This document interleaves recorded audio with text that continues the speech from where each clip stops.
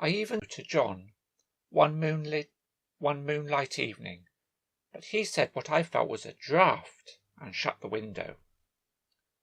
So she even said to John, said she felt the house was strange, but he said she felt was a slight wind blowing, a draught, and he shut the window.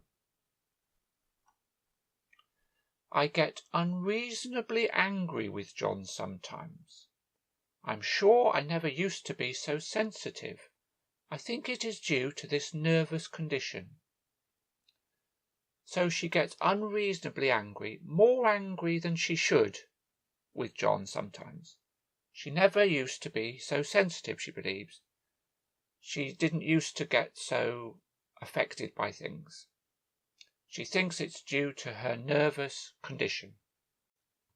But John says if I feel so, I shall neglect proper self-control.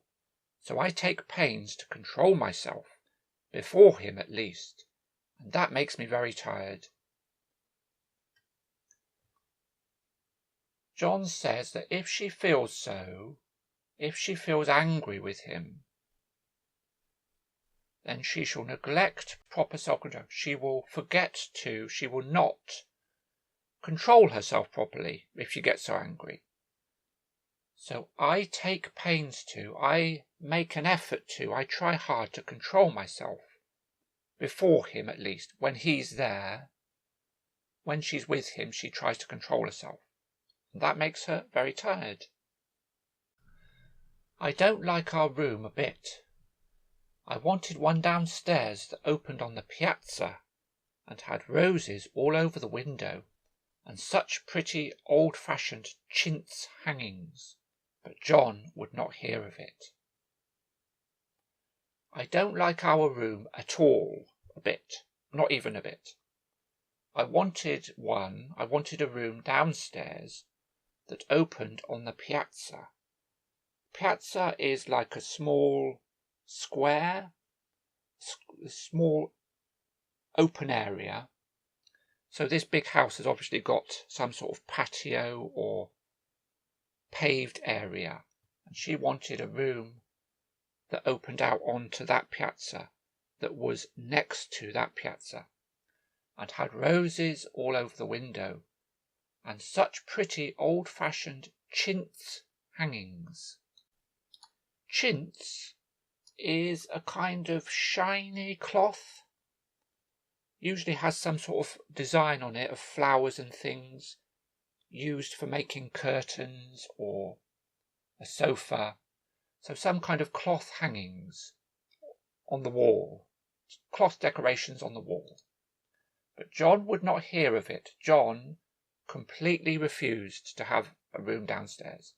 He said there was only one window and not room for 2 beds, and no near room for him if he took another.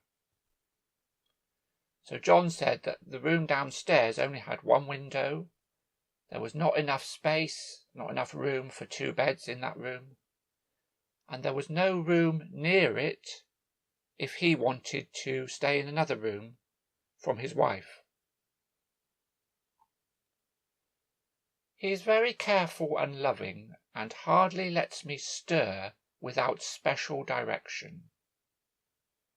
So John is very careful about things. He appears to love his wife, and he doesn't let her get up, because she's probably ill and resting, without special direction, so she can't get up and move unless he gives her some special instructions. You must do this, you must take this medicine. I have a scheduled prescription for each hour in the day. He takes all care from me, and so I feel basely ungrateful not to value it more. Okay, so she has a scheduled life. She has a fixed routine for each hour in the day. John takes all worry from her, all care, and so I feel basely. Basely means not having morals, having no value, worthless. or kind of selfish. So she feels like she's not a good person and she's ungrateful. Ungrateful that I don't appreciate it more, appreciate John's care for me more.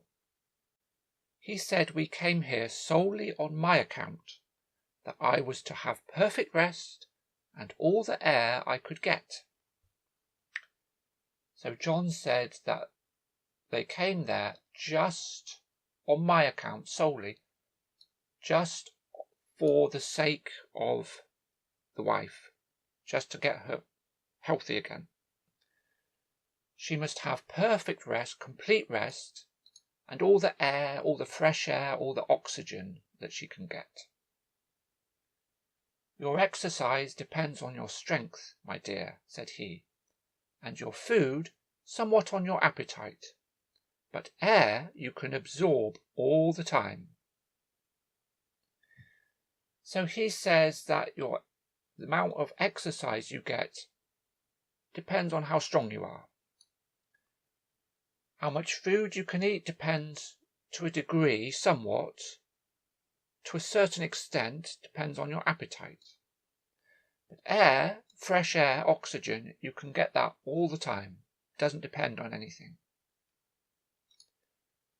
So we took the nursery at the top of the house.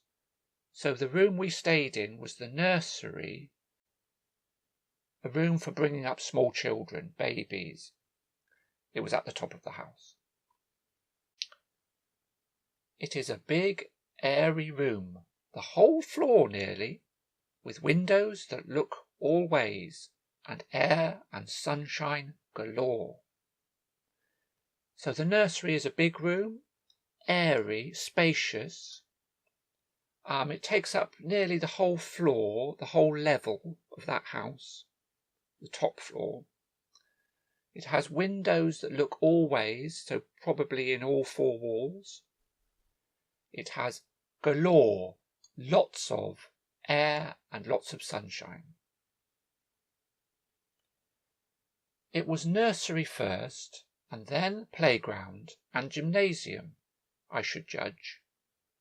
For the windows are barred for little children, and there are rings and things in the walls. So she thinks it was first a nursery for very young children, the room, then it was a playground for older children, and then a gymnasium, a place where you exercise and run about. I should judge, I should believe, I think so, because the windows are barred. There are bars on the window to stop little children falling out the window. And there are rings and things in the walls, so there are sort of metal rings and other equipment in the walls, which makes her think the room used to be a gymnasium. The paint and paper look as if a boys' school had used it. It is stripped off, the paper, in great patches all around the head of my bed, about as far as I can reach, and in a great place on the other side of the room, low down. So the paint in the room and the paper, the wallpaper, look as if a boys' school had used the room. So they must be damaged.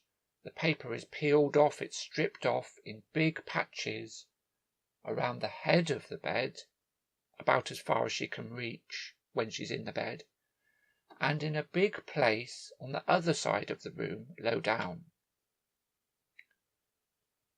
I never saw a worse paper in my life. I've never seen worse wallpaper.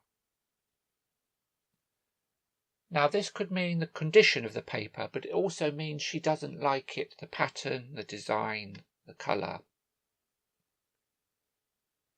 One of those sprawling, flamboyant patterns committing every artistic sin. So the paper has a spreading, intricate pattern which is against every sort of rule that you would think of in art.